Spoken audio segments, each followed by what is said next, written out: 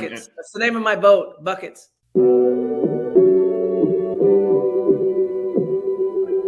Buckets.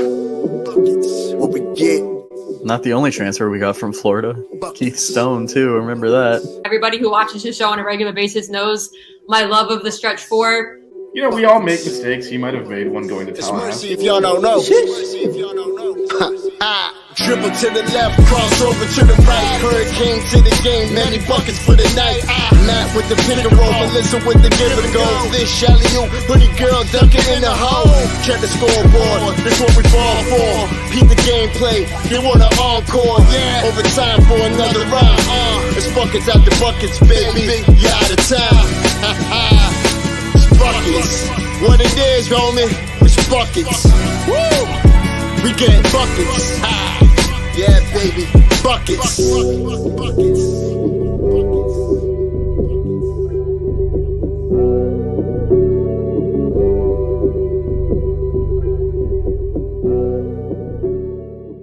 I have no shame. I know. That's the problem. You guys are awesome. What is going on, guys? Welcome back to another episode of Buckets, post-game edition. The Canes were able to pick up a huge victory, and me and Vish here are ready to break this thing down. Vish, how we doing? We are doing mighty fine, man. We're doing mighty fine after that game. Yeah. So for those that don't know, you were at the game, right? Yep. Got to see that. And the chat is jumping. Melissa's right. Late night buckets gets a lot more of our audience in here. I know. I didn't have the comments selected, and then I went to it, and I was like, "Oh wow, we got a good amount in here right now." We got some good. We got some during the game. This didn't age well, Rocky. But we all get emotional. Yeah, great win. Got a lot of our regulars in here. Shout out to Thomas. Parrish Canes, was Cats, actually Heat. last night in there with us. We got Canes today, Dan Barry, Canes, Cats, Heat. Oh, Nate's up in the chat. So this is the stuff we get when we go late. Because... Shout out Mike McCoy too. He just retweeted us in the show nice. link. So nice. Yeah. So we got here's Canes Cat. He's Bryce, another regular. So we got and then the regularist of regulars, straight out of the hospital, where she is currently working, is our co-host Melissa with the eyes. there we go. It is a full boat, man. It was a big win. I know. It was a huge win. Yeah. There's so much to talk about on this one too. It was that game went all over the place. Yeah, so let's dive into the first half. Pregame, I guess we should get the back word. up. Yeah, exactly. Yeah, get the word. Nigel's going to play, right? That was the first news that broke. And then I don't remember how soon before the game news broke from John Rothstein that Wuga wasn't going to play. I think that kind of, hit a lot of Canes fans, knocked some optimism. Well, this is interesting. So that's what John Rothstein reported. Now, how do you read this? Because this is the press release that came out of the athletic department. Poplar is day-to-day and expected to return to action, quote, in the coming weeks. How bad do you think this injury is? I was a little shocked, to be honest, because, I thought it was just, it must have been at least a grade 2 ankle sprain, right? Do you remember Norchad's ankle sprain last year going into the tournament? It was a grade 2, right?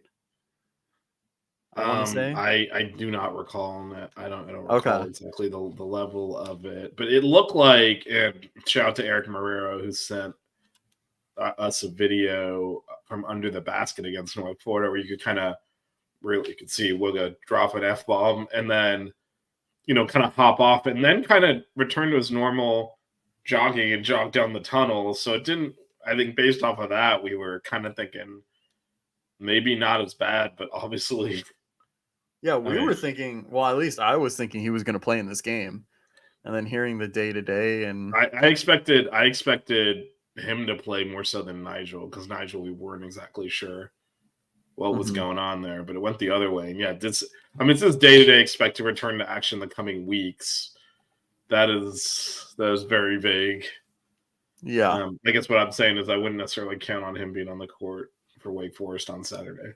Yeah, but let's just talk about this game. Let's do that. Well, maybe we don't need him because what the hell? We just beat the team that's supposed to be the best team in the ACC by 13. Yeah, I mean, very talented team. I'm getting really sick of seeing Joe Girard on a basketball court, though. I'll tell you what. No, and I think he's probably sick of seeing us because I mean he's been catching all these L's. Yeah, they had to switch to zone because of him, and they still couldn't pull out the win. No, I mean, looking at the box score, the things that we've talked about, right, are the defensive miscommunications, right? Giving up easy points. I thought that our defense was a lot better tonight. I think that there were still moments, right, where we kind of lost shooters, whatnot. They didn't fully take advantage of that. They missed some open shots, but I thought our defense was really aggressive. Bensley was an animal in the second half, in particular. You only allowed 9 offensive rebounds, not too bad. And then also, too, the other story, you only had, 8 or 9 turnovers? Oh, no, Nigel had that one towards the end of the game, so I think was it 9? Hold on, I've got it in front of me. I got turnover percentage. It was 9. It was 9. It was 9? Yep. Yeah. So, it was 8 offensive rebounds, 9 turnovers. Switched it. But no, I mean that was kind of the storyline, and then we were hot from 3. I mean, we had 4 guys in the second half with double-digit points. Right, and I think just there's a lot of comments in the chat here. Shout out to McCoy. I don't know if he heard us shout him out earlier, but I think we pretty much. Oh, we got Jeff in here too. Shout out to Jeff. The first half, I mean, we were teetering on the edge there. Keyshawn hit some big threes to kind of keep us within touching distance, and then Matt Cleveland had a couple of mid-range shots because they were pushing that lead out, and we hung in there without Norchad, but overall did not play well. In fact, Norchad's the only one who shot over 50% in the first half. And I don't know if you looked at the first half, second half splits, but first half we shot 36.8%. As I mentioned, Norchad was the only one that shot over, was 4 of 6. No one else shot over 50%. In the second half, we shot 75%. Yeah, we shot 75%. We shot 50% from 3 and 93% from free throw. And so it was a switch kind of flipped. And Nigel had 5 in the first half, 20 in the second. Matt Cleveland was more balanced, 7 in the first, but 16 in the second. Norchad had 14 in the second. I mean, you look at their game totals: 25 for Nigel, 23 for Norchad, 23 for Cleveland. That's kind of what we expected. When we thought, the ceiling for this team is those guys playing like that. Also, shout out to Bensley, who had a rough start to the second half. He had a turnover, I think missed a layup, and coach actually pulled him for a bit, and that's when Watson got his minutes. When he came back in, he took the game over. Yeah, that was when Pack was out too. He had a lot of plays to make. Big time. He showed up there. And actually, I would say, I didn't even realize Keyshawn didn't score in the second half. But no, he only had 12 in the first. Outside of the the stat line, I thought Chris Watson played a really good game defensively. Was solid. He didn't score, but he kept the he kept the offensive flow. He wasn't disruptive negatively. He rebounded well and he defended well. So I mean, that's we got no scoring off the bench, 0. We got 95 points and they're all from the starters. It's an insane number. And talking about Casey, he missed some layups and some chippies where you're like, dude, you got to finish that. But other than that, and I know it's a big but, he rebounded well. He defended really well. He had some rim protection defensive plays that prevented them from scoring. I thought overall, I mean, I do not know. And there was one that caused the person next to me to slam their hand down the table when he blew one of those layups in the first half. I won't tell you who that person was, but it got a little rough there for him. And did he play in the second half? I'm trying to even remember. I don't know if he did. It might have just. I have the splits in front of me. Hold on. He did not. Chris Watson's the only backup that got in the second half. So, I mean, that tells you what Coach L said. I actually totally disagree with this. I think Nwoko's lost out there. In fact, he came in for like that. If you think that brief moment in the first half, it says technically 0 minutes on the box score. He did actually get in the game because there was that one defensive possession where he lost his man and gave up an open three. That one, and then he went right back to the bench. We were trying to save Norchad from fouls. I still think Casey's the better option. I think Coach L chose the neither of these guys option in the second half. But again, Nwoko gets lost too easily. If you think Casey's not going to finish around the basket, I mean, I don't think we need to really, I have no idea what Jackson's talking about. But Casey, I will say this: Casey did get lost like 1 or 2 times on. Oh no, he does, but Nwoko's just worse. Like neither of these guys. Yeah. Ideally, you don't want to play any of these guys, to be honest, and that's what Coach L went with in the second half. We had 3 guys play the entire second half. It was Norchad, Keyshawn, and Matt Cleveland. That's your 3, 4, 5 because they did not want to put Casey on the court. And you can't blame him. But he's also not going to put Nwoko out there because, I mean, we've seen enough of that. Yeah. So, and yeah, again, Watson is, without scoring, very much contributing. He's playing really good defense. He's rebounding. And again, he's not breaking anything, which is really what we're looking for off the bench. Casey broke stuff. And so that, that's why he got got benched. But also just, they actually, the second half started with them making 2 free throws and pushing the lead out to 8. And then it was just a nuclear explosion from our team. The rest of the game was, I don't think that, I don't think that Clemson knows what hit them, to be honest. Yeah. It was Nigel took their soul. Well, you saw them switch to the zone. I think it was, how much time was left? Like 8 minutes or so? Yeah. Yeah, it was when we pushed the lead out to 10, actually. Yeah, it was just a barrage of Matt Cleveland made that transition. I mean, yeah, it was a struggle at first. It was an adjustment. But Matt Cleveland made that 3 in transition. He had a couple shots from the high post against that zone. Nigel too, finding his spots in that zone. Yeah, it was a desperation move from them because we are not the team you want to zone. No. We have ball handlers at every position.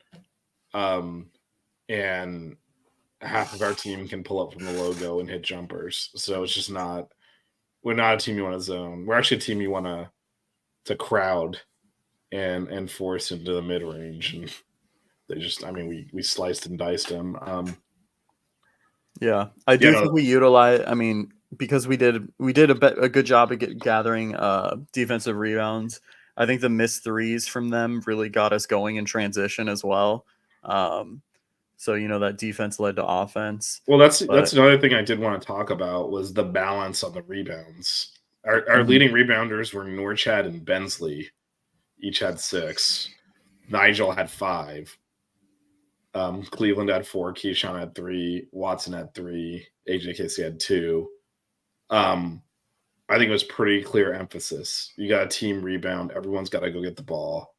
And I think we did that. I think Keyshawn is going to be critical if we're going to go deep in the tournament. And I also think we saw why he doesn't start. And actually the role that he filled in the first half when we had guys in foul trouble and we needed someone that could shoot over the top of their defense is a good role for him. But do I want him handling the ball as much as he did tonight? Probably not. Do I want as much of his usage? Probably not. And I think that's where I do think he's suited to that bench position that he's been in. And actually, again, we actually did have our small backcourt. It was Nigel and Bensley, and they were fine. Yeah. And they were fine. Well, Bensley was harassing whoever was bringing up the ball. They were fine because the effort was night and day from what we've seen for most of the season. Yeah. Even in wins, there's been uneven, and and periods of kind of going through the motions. None of that tonight. It was from the go, and that was huge as well. And then all of a sudden, you talked about this last year when we were doing those impromptu off the cuff shows about how when we needed to play defense last year, our defensive numbers were actually good. Yeah, you mean in the tournament run and stuff? In the tournament run, and also in key situations, and we hadn't really seen a lot of that this year. Like that, what we did against Colorado was embarrassing. In terms of effort and energy, and this was the opposite. Even because again, things went bad in the first half. We were shooting poorly. We had several what looked like dunks, wide open dunks, where they were making some ridiculous blocks, and those were clean. Now their offensive rebound where they throw our guys in position out of the way and get the ball weren't, but those were clean, and so it just felt like things weren't going our way, and then. Norchad gets into foul trouble. The next thing you know, like we were up and then we're teetering a little bit. And actually at the end of the half, they hit the three. And then, they had a layup that they blew because we didn't box out there. We got away with only being down 6. Yeah. Because they missed that. They missed another open 3. And then PJ Hall got the rebound, just blew the layup at the buzzer. And then and we kind of survived that, but the reason we survived is we still were competing out there, and there have been times this year where we haven't, and I think that kept us in the game, and we got through that rough patch, and then when we played at our best in the second half, it paid it off, and that's again, it's the energy. You're gonna go through these ebbs and flows, but the energy was there, and that was kind of a key. Won the second half by 19 points. Yeah, I think the second half too, like that was the most fluid, and best chemistry I've seen from our offense like in a long time. Because you saw different guys doing it, and whatnot. So it's exciting to see moving forward. Well, it's also one of the things Coach L talked about, and yes, Jeff, he absolutely did wave goodbye to him. Yes, he did. It was amazing. I'm telling you, Norchad takes these things personally when people say the other player. I told you, I've told the story on the show before about the ACC media days when, they kept asking him questions about Baycott. And you could tell he was in his head. Because what he said was, well, I do a pretty good job defending him. He was polite about it because he's Norchad. He's not going to be a jerk. But you could tell he was kind of like, I'm better than him. Why are you asking these questions? And I feel like, PJ Hall's averaging over 20 a game.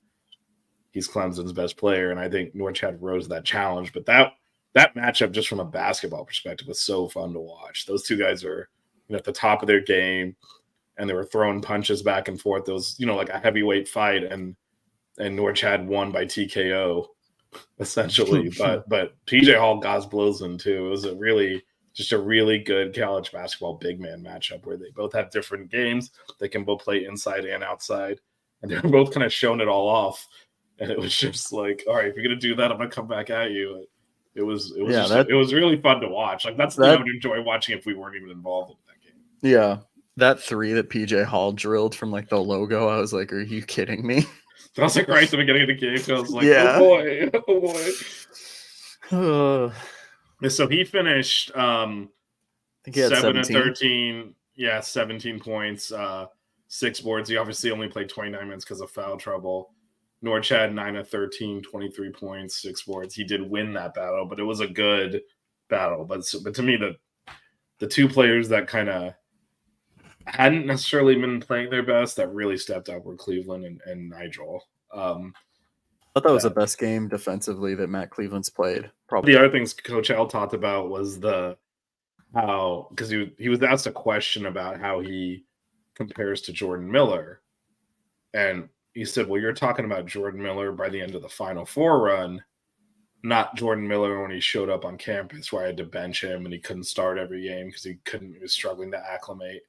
He's like, I don't have to worry about that with Matthew Cleveland. He's one of the best players in this league, and he knows how to play in this league. And he knew how to play against Clemson. He knew how to play against that level of competition. He rose to the occasion. Keeping in mind, yes, Florida State was bad. But he was the guy.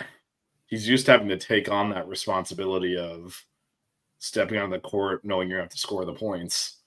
And when Nigel was struggling a little in the first half, when Norchad was in foul trouble, he did step up and hit several big shots that kind of kept us in the game a little bit there. And then in the second half, I think everyone played well in the second half, I feel. And it was good to see from Bensley as well. He's been a little up and down, and his second half performance was also. No, I was impressed with his slashing ability this game for sure. And he kept going too, because he did miss some layups and again, it's hard when you get in there, and Clemson has legitimate size, to score when you're Bensley's size in there. But he wasn't deterred, and I think that was kind of for the whole team. They never hung their heads or kind of got out of flow, and that was big. 14 of 15 from the free throw line. Clemson made all 9 of theirs too. It was they were really free throw.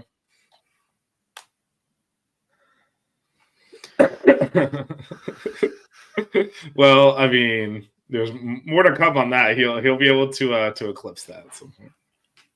I don't even want to know what his career high was against, because I have an inkling. That might be a sore subject. Oh man.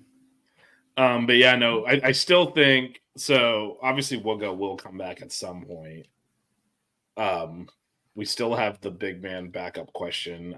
I still think it's AJ Casey's job, but I think we're getting to the point where it's kind of like last year, where hopefully we don't have to play those guys as much. And the problem is, like, playing Cleveland at center is not really an option. You could get away with Jordan playing the 5 because of the way he could guard the post. It was depending on who he was guarding, right? Yeah, but yeah. I don't know about. But I will say Wake Forest, people are talking about in the chat, they're interesting because they have some size, but they also play on the perimeter. Yeah, well, their 3 best players are 3 guards that are right, but even their big is more of a away from the basket type. They're not really. We might be able to get away with it more in that game. Yeah, they like to spread the floor for their guards and stuff. But yeah, that'll be an interesting game. But obviously, we're gonna have to put some backup minutes in there. I still think Casey's the guy there. Yeah, I would say Casey right now is the guy. I don't know how many. I didn't see anything that. Look, there were some problems. Obviously, the layup was egregious. And there was one possession where the ball was in the low post, and he looked like he wanted to come and double the post. And he looked like a deer in headlights, and he was just staring at the guy with the ball in the low post. Couldn't decide if he was going to go over or not. They swing the ball to the perimeter. Someone else makes a play and guards his guy on the perimeter. And Jay Billis was talking, oh, that was a great possession for Miami's defense. And I was like, oh, you didn't see AJ Casey there, did you? Yeah, no, there was quite a few that we kind of got away with some I would say misses defensively, where we left guys and they kind of missed shots too. I will say he had a couple of he did grab at least one offensive board that I can remember, where he then kind of drew the defense in and kicked it out for a 3 in the first half. He did some stuff, and frankly, that's not a high standard, but that is probably, the best we can hope for out of that, because that's probably more than Nwoko can do at this point. Yeah, and not saying much. Casey did have some positive plays. I could do without the step back 3 from the top of the key. I don't know what he was thinking.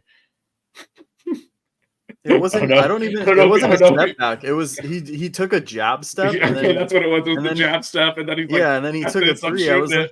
I was like, who do you think you are right now, man? You think you're Nigel? What is this ball going up in the air for? So, I think there's still room. And then obviously, I think we're viewing his performance a lot better if he'd finished around the rim. He needs to use his body more. Yeah.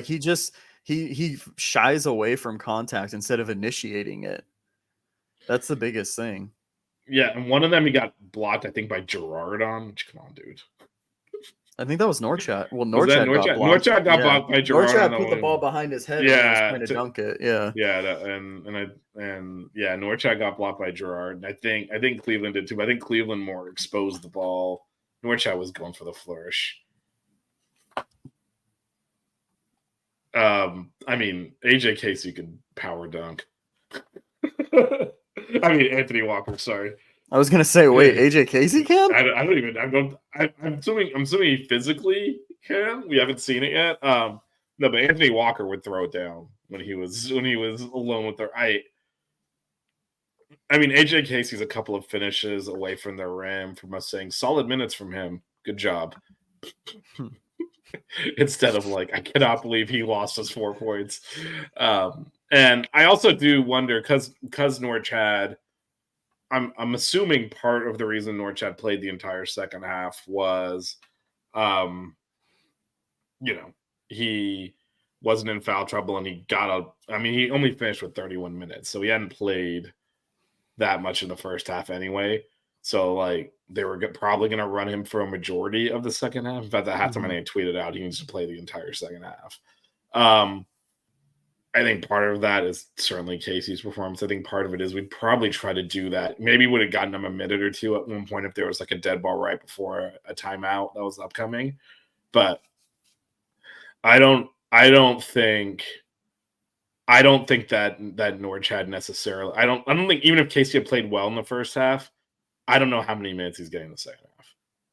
Because if you've only played Norchad 11 minutes and you're going into halftime, you're kind of like, he does not need to come out unless he gets another foul quickly, and he didn't.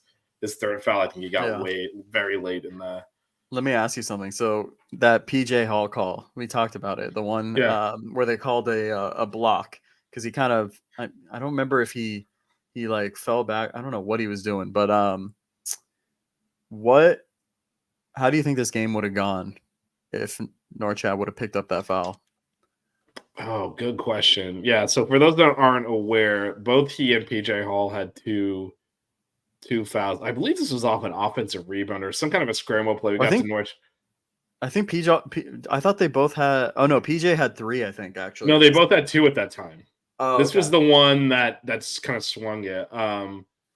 But it was some kind of a scramble play. It might have been a rebound. It was something where Norchad all of a sudden was like uncovered at the top of the key because like of a scramble, and decide he was going to put his head down and bowl into the lane. Which, these are some of those things where like that's not a foul you need to make, man. Like just using a little bit of discretion. Except PJ Hall didn't stand in there and take the charge. He frankly wussed out of it and leaned back, so it was a block.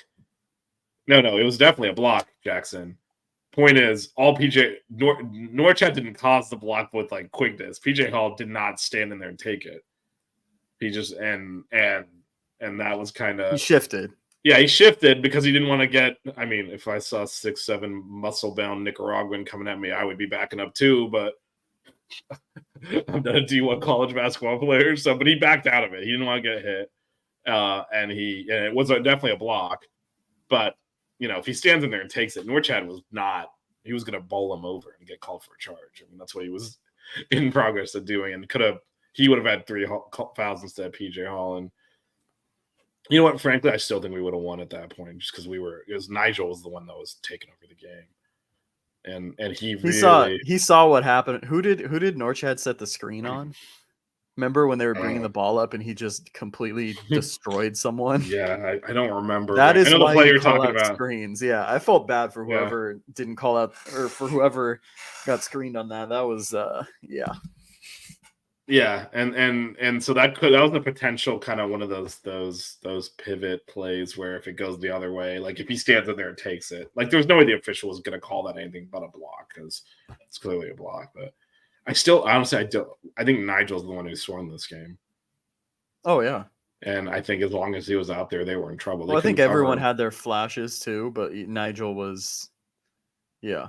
Yeah, no, he took the game over when we were down 8 and essentially turned it all the way around. And once he's so explosive that once he got it going, next thing you know, he's in there like making one-handed runners over 2 defenders. It's just like, you're not stopping this man at this point because we've got to cover that. I mean, it's over. And so, yeah, no, I think if we needed to, Nigel could have put up 40. So I don't how many shots did he miss in the second half? In the second half, I don't even. Did he even miss? Did he? Hold I think he on. might I've have. got the second half box. No, 6 didn't of miss 6. anything. Didn't miss 6. a free throw either. Yeah, so I think Neither did Matt Cleveland. There you go. But I mean, Nigel was in that kind of zone where if he needed to score another, let's say Norchad did foul out, Nigel would just kept dropping bombs in their face. Like I think that game was over once he. There are a lot of teams over the last year and a half that have found out, and we kind of forgot, that tournament we won in the Bahamas was a good win of a tournament with some quality teams there that we coasted to without breaking a sweat.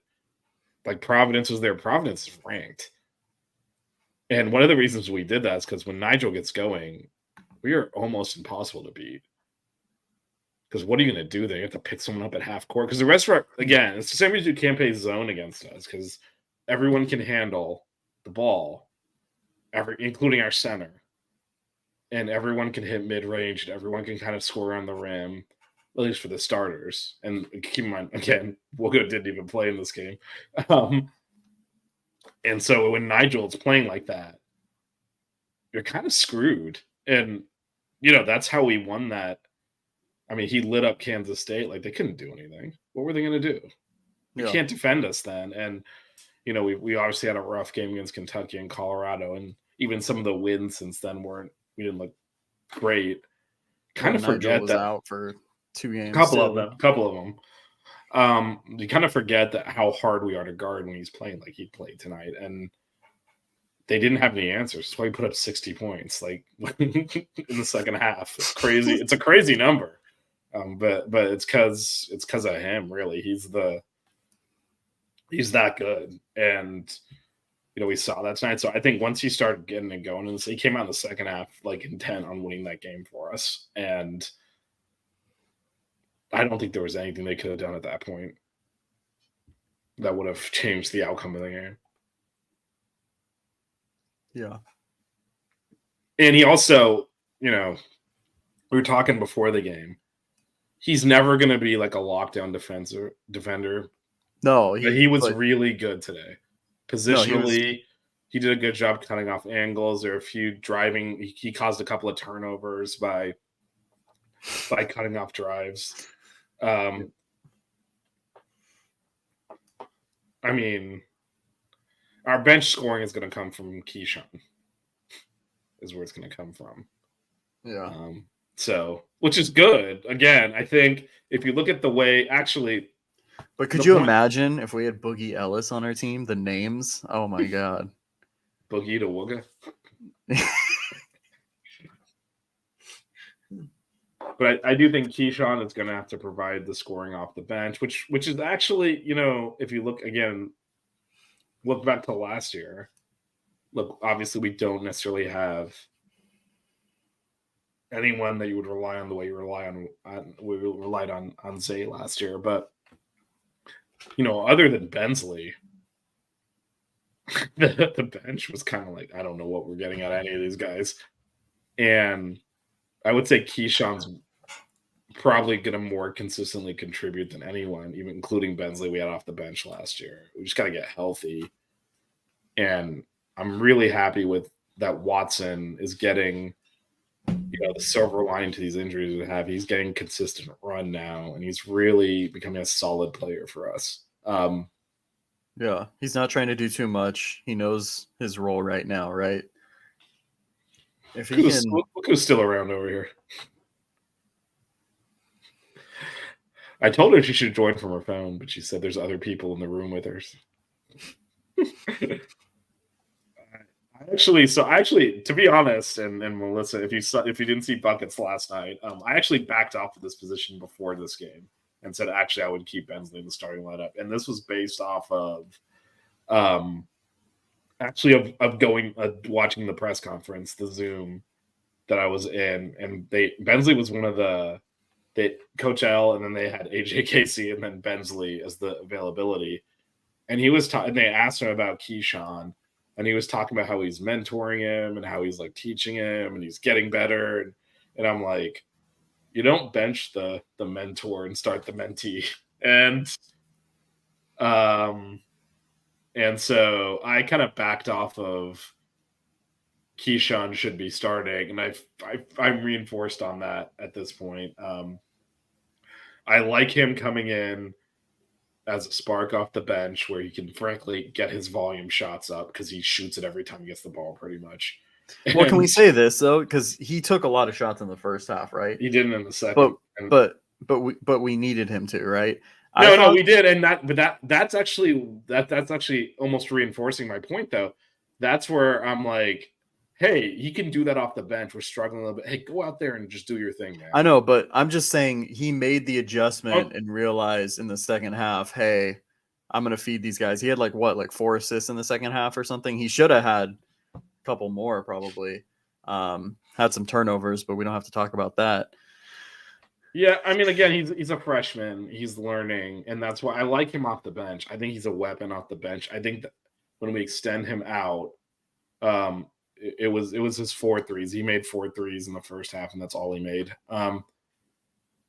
Melissa, can you tilt your thing up a little bit? She's backstage. I'm trying to bring her in, but I can't see her face. I can see. There we go. Let's go. Let's go. We got full on nurse practitioner Brown here. All right, let's see if this works. All right, there we go. Let's go. Uh-oh. Oh, no. This is guys. The legend. This is makeshift on my phone that's half dying. I plugged it into the computer to get it to try and work. I'm at work. Well, because her stuff's not set up on her phone, so I know. I just love it. It's not really what she does, but she can't help with that type of sickness. Sorry, Max. I'm working while I talk to you guys. All right, that's the way to do it. I didn't get to watch the game, so I don't quite know what I'm going to discuss here. But well, you saw the box score, right? How does it feel to know that our boy hit 4 threes in the first half? Apparently, he's the one that kept us in the game in the first half. From what I was honestly, I saw the box score at halftime, and I thought we were going to lose. It was him and Matt Cleveland. Terribly. Well, there was kind of phases of the first half. So Norchak came out really strong. That's actually how he built up a bit of a lead. He gets into foul trouble, and it was Keyshawn first, and then Cleveland second that kept us in touching distance, and then Nigel kicked their ass in the second half. It's kind of the way the game went. But yeah, no, Keyshawn was big. I just think if we're talking about who should be starting, I said this actually in our Buckets group chat as well. I trust Bensley more. You've changed your mind. Well, I changed my mind before the game. I get the trusting Bensley more because he's been with the team for a while. I think a lot of us are pro Keyshawn because of the size. Yeah, and keep in mind he played the 3 in this game, not the 2, because Wooga was out. So Nigel and Bensley were playing next to him. So he was. Yeah, I'm planning to go watch that game. No, but I mean, so that might also because he hit his 4 threes. He missed every other shot. He had some bad turnovers. Yeah. But part of that. Yeah, but part of that's also probably, that's not a position he's been playing. Wooga plays a ton of minutes. Yeah. And we also slide Cleveland over to the 3 some. So I don't know that he's played a lot of minutes at the position he had to start in today. So that also probably contributed a little bit to his uneven people performance. Gotta forget he's a freshman. He's learning. Right, yeah. Which is why I would start. I thought Bensley, especially down the stretch, was awesome. I think I can't see the chat, so I have no idea what anybody's saying. I think, and this is what we've said from the beginning, is that the size is the issue. I mean, obviously, I trust Bensley more. He's been with it's his 3rd year. He was basically a starter last year coming off the bench. I get it. But Keyshawn is long, and that fro gives him like another inch. Well, he didn't have the fro. I know. He went cornrows. Throw. He went cornrows, and it worked out nicely. So might continue with that. No, I think he's very good. We're not gonna win crap without him. We wouldn't have won tonight without him. I mean, honestly, he's our best scorer off the bench that we've had in a few years. If you go back to our Elite Eight run 2 years ago, we basically just had our 5 starters, and then last year we had Bensley coming off the bench, but he was more of a defensive person, not really offensive. And then Anthony Walker in his obligatory threes that he never made. So I mean, we actually do have some scoring power. We do have some scoring power off the bench now. So yeah, and I would put him back on the bench because I'd rather strategically deploy him. And I think it's in a good way. I think Keyshawn's a bit of a chaos agent. And in a positive way. We're showing him love though. I think in a positive way. Like he comes in there, he impacts the game. And I don't necessarily want him doing that from minute 1 when I have Norchad and Cleveland and Nigel on the court and Wooga. I don't necessarily want him taking all the shots. He's almost looks more comfortable coming in off the bench sometimes than he does starting. I mean, he shot a ton. He took more shots than anyone else in the first half in this game. Oh, and I have a feeling. Kept us in it. Well, he volume scored. He was 4 of 10. So for those watching, he was on fire. He just kept shooting. For those watching, I silenced all of my notifications before this game, like Twitter, everything, like even our group text, because when I was so busy earlier, there was just no way. And I got like the halftime score alert, so I went and looked at our group chat, and then I went and looked at the box score. And I was like, my God, we're going to lose. Like, we're playing horribly because we play worse second halves than we do first halves based off. Like, even I said it on the show last night, I would like to see a better second half from our team. And then, so I stopped checking again. And then I got the alert that we were up 6 with like 7 minutes left. And I was like, what the hell happened? So I went and checked the box score and I was like, oh, we're going to win this game now. And then I got the final alert after. But it's just like a whole array of emotions from halftime to like 6 minutes left.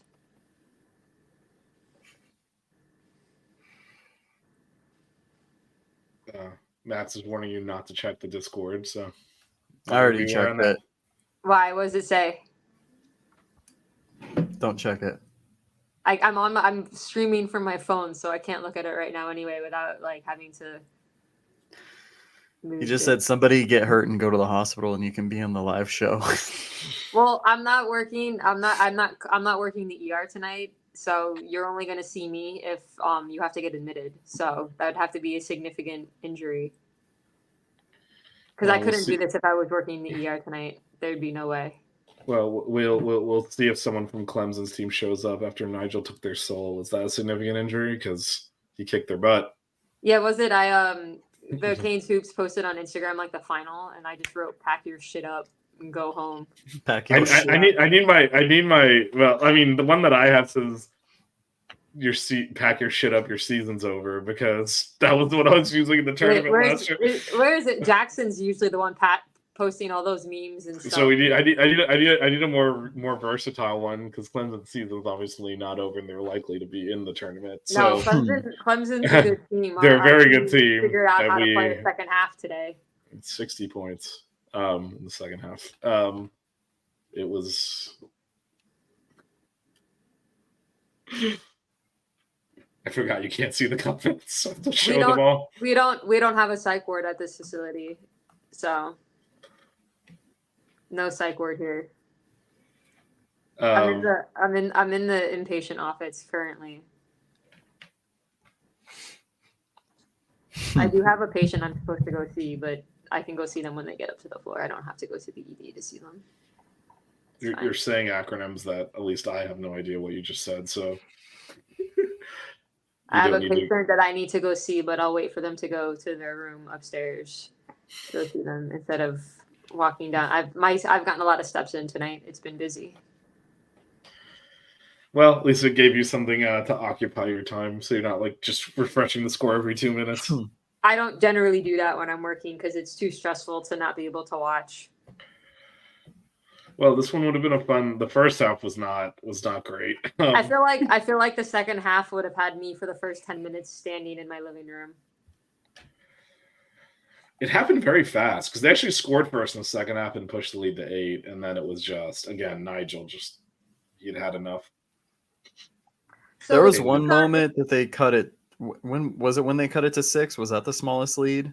After like PJ Hall had that like, BS after we pushed it out to, I think they cut it to, was it 4? I think we went on a 6-0 run, right? When we were Vish, you need to make a GIF of Norchad waving goodbye. Why did I get assigned this task? Because you did it for the women's one, so I figured you could be the pro at that. Get on that. You're the tech guy. I feel like I just have the ideas. Yes, they did cut it to 6. They cut it to 4. We were up 70-60. Yeah, and they cut it to 4. That was when they went zone and Keyshawn. Yeah, that's when PJ Hall had that stupid. I don't even know how he made that, but whatever. But you noticed my scrub cap. Nice. I thought that was being saved for Sunday I gotta do laundry. I gotta do laundry before Sunday anyway because I have to clean scrubs, so I wore it tonight. My Hurricanes one's was already worn this week, so I couldn't wear that one tonight. It's all right as long as you have it on your head when you're working while the Cowboys win the division. So they did cut it to. This was actually, Matt, that's a good point. That was a critical point in the game. So we pushed the lead out to 10 after Nigel scored. They then went zone and it worked for a few possessions. Keyshawn got the ball ripped, and they scored first. Then Keyshawn got the ball ripped. They laid it up. Then Norchad traveled, trying to attack the zone. And they scored again. So it was down to 4. And then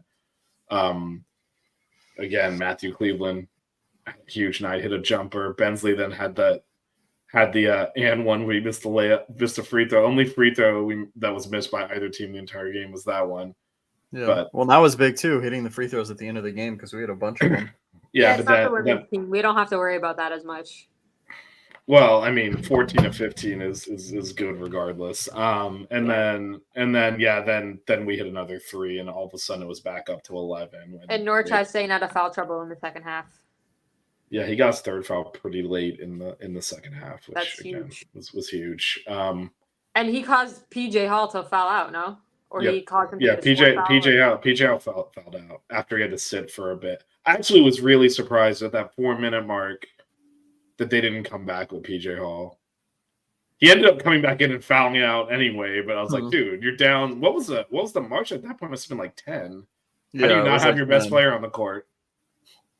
To me, that was surprising. Matt, what are your thoughts on Joe Girard? What do you mean? Nothing is sacred in the group chat, apparently. Anyone connected to Syracuse can suck it. They had to switch to zone because of him. He looks like a lacrosse player.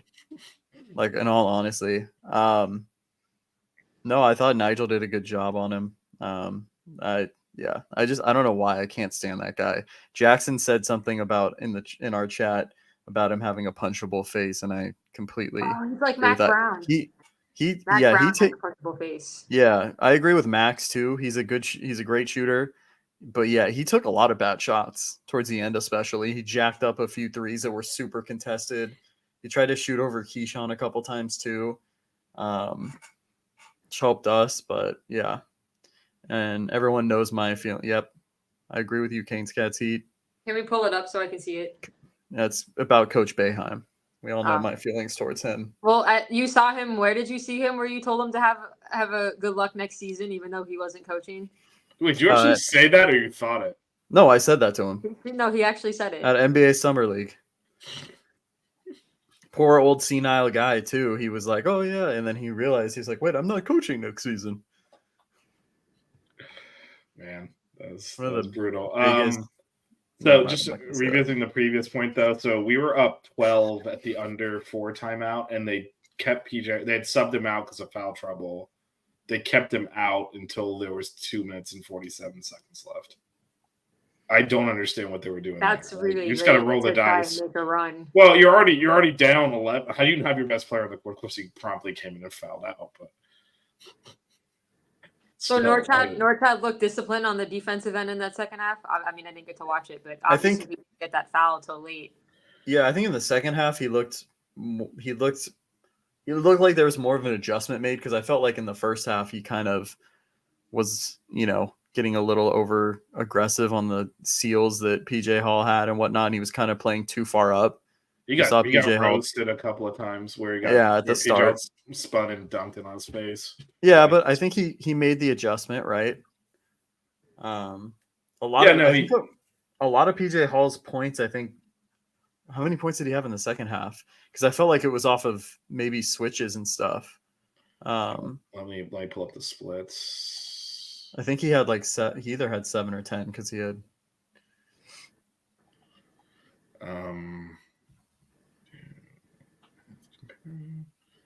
Yeah, he had 10 in the second, actually, 7 in the first. Yeah, 4 or 5. 4, but this is the bit. 4 of it. Okay, they're Vish.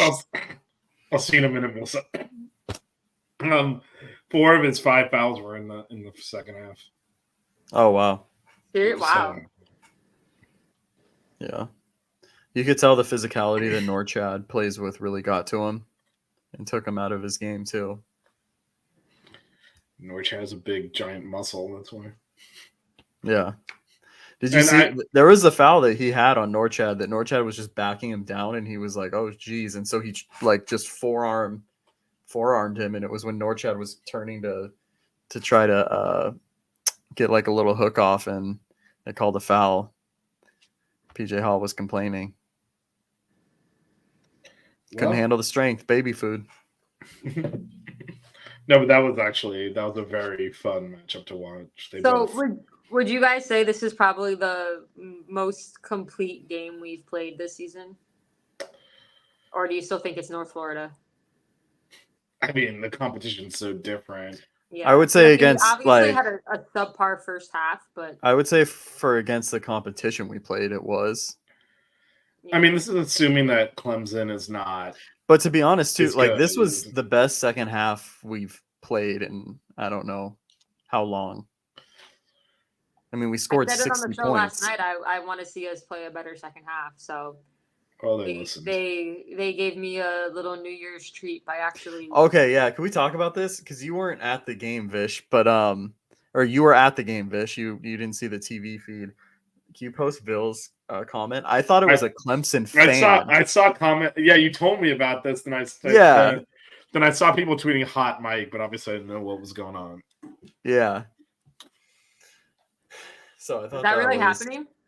Yeah, he had a lot to say. It was interesting. He was standing right in front of Jay Bill. He kept leaving the box on the court. It was fairly loud. So Melissa, to answer your question, the reason I hesitate a little bit is I'm sure if I look back over our games, we played better defense than we did in this game. They got a lot of looks. They scored a lot of points. We just shot them out of the gym. Yeah, but that's what we said we're going to have to do. Our defense is not our strong. I mean, we're not going to. No, but I guess my point is we're not going to win a lot of games giving up 82 points. So, if you're saying, is this our most complete? I have to look back. I'm trying to recall the Kansas State game. I feel like we played better defense in that game than we did tonight, but they're not as good. So it's hard to. That's true. It's hard to compare apples to oranges. The second half against Kansas State, our defense was kind of brutal.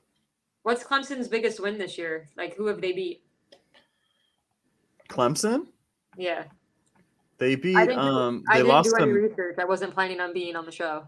They beat Alabama, who, I mean, a lot of the advanced rankings love Alabama. They beat TCU. They played Pitt already.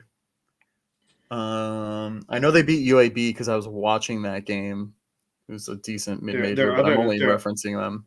They beat TCU. They beat South Carolina. Yeah, their losses to Memphis. And that was at Memphis, I think. Yeah, by 2, I want to say. They're projected as a 2 seed by Lenardi, so We were like a 9 on the bubble. 9, yeah. So, Parrish, to answer your question, we got to win on Saturday. I don't care about rankings. I just want us to keep winning. We have 2 bad losses as far as getting blown out by good teams. So I don't need any more. I don't need any bad losses. Nothing. I need us to just keep winning. No, for sure. But look, man, the Canes just blew out a ranked team. You can take California chat offline. What did he say? When's the last time USC and UCLA sucked this bad? Take your LA, California bullshit and put it somewhere else, man. We're talking about real people that's out here. And both of them sucked that bad? Dang. We're actually doing this. We're doing this. We just put up 60 points and a half and beat the 16. Probably like right before Lonzo got there when they had the coach, like Steve Alford was there, right? Okay, I guess this is happening. How good was? Let me look. How good was USC that year though? USC might have been solid. Oh yeah, they're. I mean, seriously, we're doing this. Yeah, we are. Okay. I don't know. I'd have to look at it. But, when Bryce Alford was on the team, maybe before Lonzo, I think it was before Lonzo got there. Anyway, I don't remember the year. Yeah, Wake Forest is good. They're on a roll. They've won 8 in a row, I believe. They're 2-0 in conference. They beat the crap out of Virginia Tech at home last weekend. They're undefeated at home. That's going to be a tough one on Saturday. And as Bill said, it's impressive. They play basketball in California. We play the best basketball here in California, Bill. I don't know what you're talking about. We've been over this, and your list of last I checked, the Heat were beating the Lakers. The Heat were beating the Lakers? Last I checked. You want a medal for winning a regular season game? I mean, you guys. When was the last time you guys won a championship? You hung a banner for winning a fake tournament in the middle of the year, so I don't know that you have any fingers to point. Heat fans always go to that. I'm not a Heat fan. I am not a Heat fan. Keenan Allen plays in my men's league. There you go, Max. I am not a Heat fan. Yeah, you got Luka. I do. Went straight from Dirk to Luka. It's good times. Hey, at least I'm here in time to cue the outro when needed. Well, that is true. You can cue the outro. I guess. Anything else? I know Melissa didn't actually watch the game. I'll have more to say on the game next show after I watch it. Which we're not sure when that's going to be? Question mark. Wednesday next week. Unless Wednesday? you want to do a weekend pod, Saturday night. I'll be flying back from North Carolina, weather permitting. As no Bill one gives said, a shit about the so. in-season banner. Look, man, we're trying to talk about hoops, like our hoops. Yeah, I'm talking about hoops. Not the hoops anyone cares about. Clearly, the biggest game of the night was in Coral Gables. So, so there will be more buckets at some point in the near future. Saturday night's just not going to work. I'm flying back from North Carolina that night. Either Monday or Wednesday or both. At least for me, anyway. I don't know if you guys are going to do a show, but those are my available days. Yeah, well, I mean, Friday I'm flying from Miami to DC, and then Saturday I'm flying to North Carolina, and I'm flying back Saturday after the game. So we'll see. So if not tomorrow, it'll probably be Monday. Matt, anything to add? Well, given that we're not going to have another show, just to, let me do a quick. Wait, did you have something more related? Yeah, I was going to say let's do a quick Mount Rushmore. Okay, hold on. We can hold on that for a second. So, I was just to recap. Okay, you were actually joking. I thought you were. I was joking. No, I don't have one. Mount Rushmore of horrible fast food burgers. Whataburger number 1. So easily. Tomorrow night, the women they're actually in Boston already. They're playing Boston College. That's at 7. Saturday 2:15, the men are at Wake Forest again. Wake Forest has been on a tear. That's going to be a really tough game. And then Sunday, the women host Wake Forest. That's at 2 p.m. That is not going to be a tough game. So, tale of two Wake Forest this weekend. So that's the upcoming schedule for both the men's and women's team. Again, probably the Boston College is okay in women's. They're 8-6, and they're better at home, so that might be a little bit tricky. Wake Forest at home on as a road game for us is going to be a really tough game on Saturday. It's more of a coin flip. And then again, Sundays women hosting Wake Forest is not. Oh wait, here we go. Look at Kansas State hopping in here and supporting the cause. I don't accept opinions. He might be saying it's the worst because you were talking about the worst. Yes, I know he's sarcastically. Then I do accept the opinions of children. Wait, but hold on. But you only eat chicken, so I think you just have to tap out on this. Even when I was a kid and I did eat burgers, I hated Burger King. Wait, this is breaking news. Okay, we gotta take this offline. There's burger I history. stopped eating red meat like around the age of 8 or 9. Oh, we'll take this offline. We'll take this offline. I will say Burger King's chicken sandwich not good.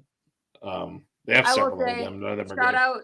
Shout out to the doctor I was working with earlier today. We were having such a shitty afternoon that he bought us Chick-fil-A. So I got to have a nice dinner at work tonight. And made it worse. Just kidding. Nope, made it better. It hit the spot because I was like, am I even gonna have time to eat? Like it was so busy. So it's nice to have some comfort food in the midst of. But I did him a solid because I stopped at CVS on the way to work this afternoon and brought him some Monster Energy drinks. So we kind of help each other out. There you go. What? He texted me. He's like, yo, can you stop and get me a What is happening here? The Thoughter's the drinking Monster Energy drinks. He's going to feed you so you don't starve to death. Like, I feel like this is not. Nah, he was hitting that like late like end of the shift like low. Because he had been on call since 7 a.m. and it was like 3 o'clock. So he's like, yo. And then we just knocked it out, worked hard. I saw like 9 patients in like 3 hours. Damn. Earning my paycheck. There you go. Can't say only eats chicken too. What is up with Matt? Final words, final thoughts of the evening.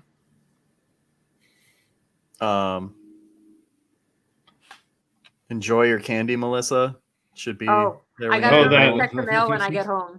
Yeah. I might actually film something of me trying do a quick little clip and we can post it to Buckets. Hopefully honestly, maybe don't try the peanut brittle. It might be a little. It was good. I know your mom said it, but I guess it's been a week later. My candy's been sitting at the post office for like 4 days. Yeah, so because just there were some you can try it, but. So because apparently in California they think you can send stuff to an apartment building without putting the apartment number and it'll still. Oh my god, it was an accident. listen, the post office at least they called me to sort everything out. Yeah, because I opened a case on the website and I edited the address. I don't know why they.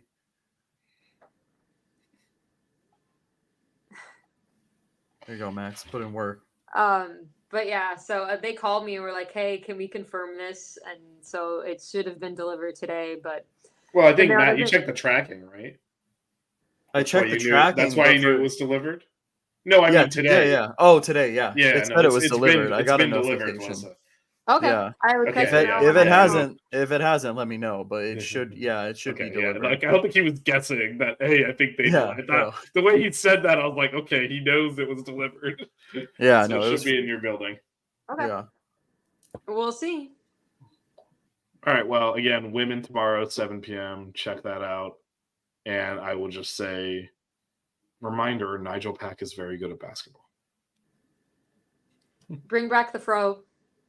Don't need it. Don't need the fro. Nigel's got his fro. That's the only fro you need. And cue the Sox outro. Don't cry. Keep it chill. Wear good socks.